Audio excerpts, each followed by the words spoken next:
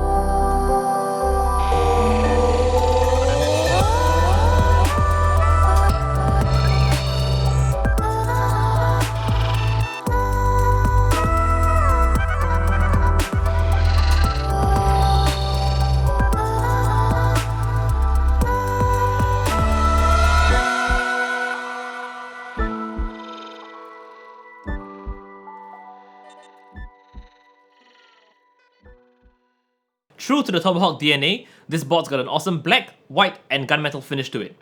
RGB on the board is limited to underneath this PCH heatsink, but otherwise we're looking at a pretty muted aesthetic. Up here, we see our familiar AM4 socket, but beware, the new B550 boards don't support just any AMD processor that starts with a number 3. This board will take Ryzen 3000 CPUs, 4000 series APUs, but not the 3200G and 3400G APUs. On its right, we see 4 standard memory slots that support up to 128 gigs of RAM at DDR4 5100MHz with XMP. You have a standard 24-pin ATX power connector here, as well as a single 8-pin EPS power connector for your CPU. Surrounding the AM4 socket are some solid VRMs, which will drive a 10+2+1 power phase.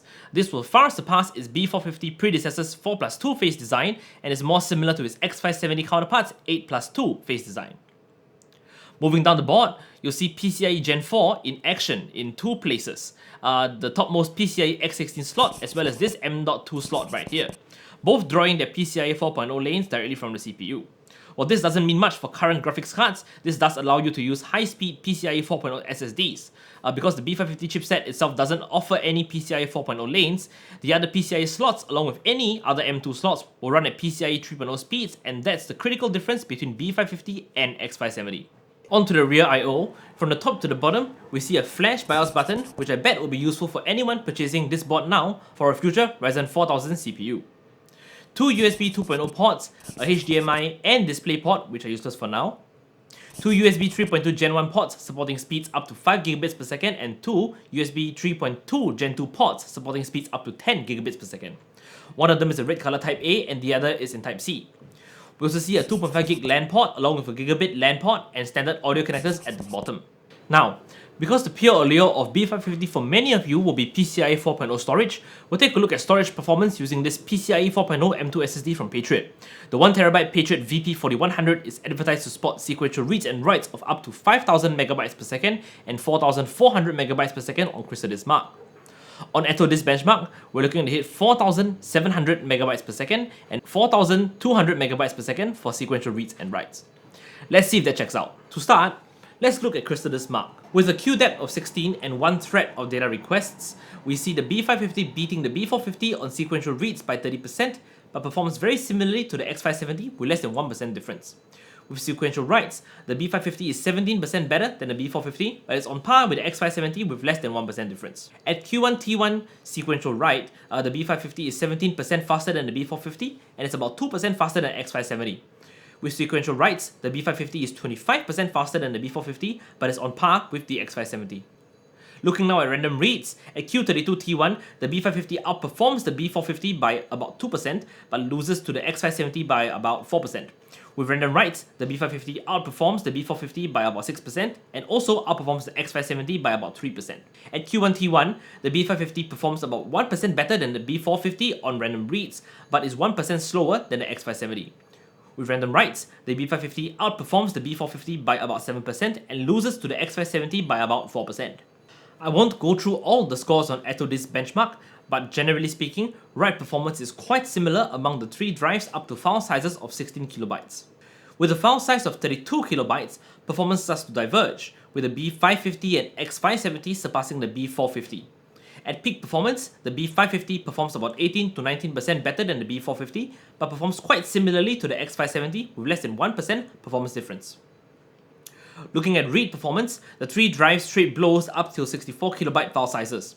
At 128 kilobytes, the B550 and X570 again overtake the B450, with the B550 performing 32% better than the B450 and the X570 taking a small 2% lead.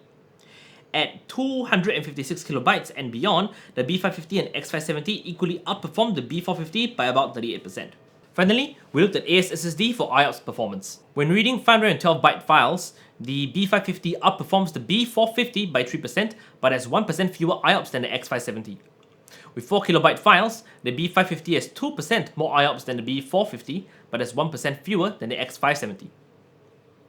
With 16MB files, the B550 has 25% more IOPS than the B450 and is similar to the X570 with less than 1% IOPS difference. When writing, 512-byte files show the B550 having about 4% more IOPS than the B450, but about 5% fewer than the X570. With 4KB files, the B550 has about 6% more IOPS than the B450, but about 5% fewer than the X570. With 16MB files, the B550 has about 20% more IOPS than the B450 and is similar to the X570 with less than 1% IOPS difference. And there you have it. We're in an age where some people judge the goodness of a motherboard based on how much bling it has, but the B550 Tomahawk is evidence that you shouldn't let this bling cloud your judgment.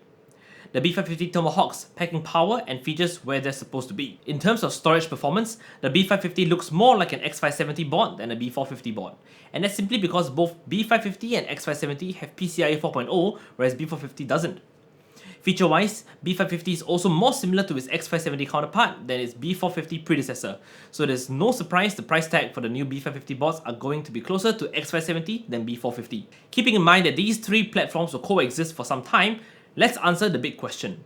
What board should you buy? If you're in the market for an affordable motherboard that supports Ryzen 3000 and future Ryzen 4000 CPUs, B450 is for you.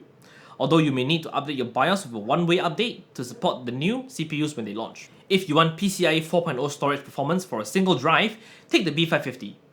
If you have more PCIe 4.0 requirements like dual PCIe 4.0 storage drives, you'll need the X570 for now. Overall, I think AMD's done a great job with B550. Although the price point could be lower, I think it's very fair given that its features match up to what X570 has to offer in many ways. I hope you learned something from watching this video. Will you be getting a new B550 board? Let us know in the comments below. If you like what you saw, don't forget to subscribe and hit the bell icon for notifications. Let us know what you want us to check out next, and we'll do what we can to make that happen. Stay safe, Singapore, and until then, peace out.